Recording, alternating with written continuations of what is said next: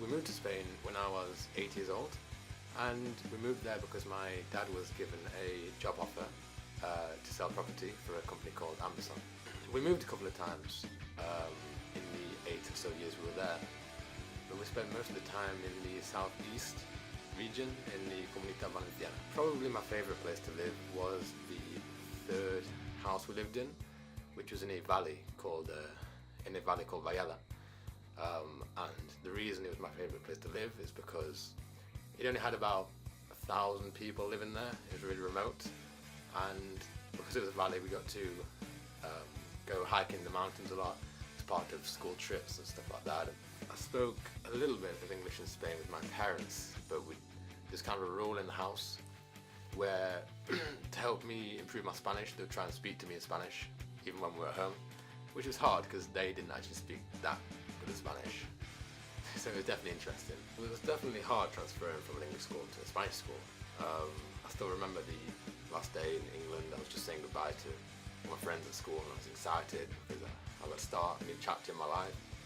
And then when we got to Spain, definitely hit hard. The situation I was in where I didn't really speak any of the language. I could count to 10. I knew a few colours, this and that, but I was being taken out every lesson just to have Spanish lessons with teachers who were amazing with me.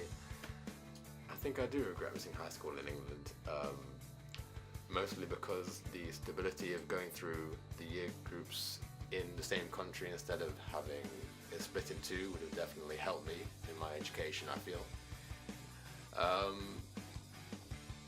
And especially like the friends I would have had, instead of having to say goodbye to them, to leave them to go to a separate country, I would have been able to stay with them throughout the journey. I still would have moved to Spain given the chance, because even though I kind of moan sometimes about it, I'm glad of the experiences that I've had there, and it's who I am, I guess, today. Like, I don't know who I would be if I hadn't gone there.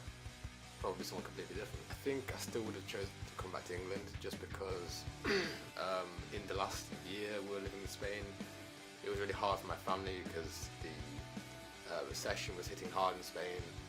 A lot of people were losing their jobs. My dad was struggling for work, struggling for just to pay the bills and things like that.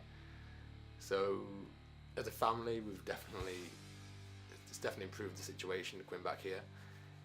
Part of me wanted to stay out in Spain just because of, obviously as a kid growing up there, it's hard to leave like home, what you consider home. But looking back now, I'm glad we did.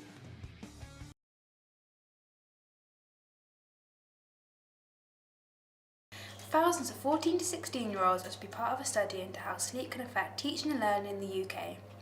Neuroscientists have found that teenagers' circadian rhythms begin 2 hours after adults, so current school times mean they wake up too early and are trying to focus when they need sleep. The study, which is part of 6 research projects funded by the Wellcome Trust and the Education Endowment Foundation, involves 106 schools and will see lessons start at 10 a.m. and pupils learning about sleep as part of their curriculum. A pilot study carried out 4 years ago at Monks Eaton High School put the start of the school day back to 10 a.m. over a 2-year period and found it had a profound impact academically. A started to see GCSE results rose from 34 to 53% in subjects such as English and Maths, and there was a bigger percentage jump for disadvantaged pupils.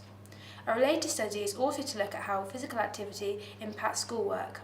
Harriet Anderson reporting.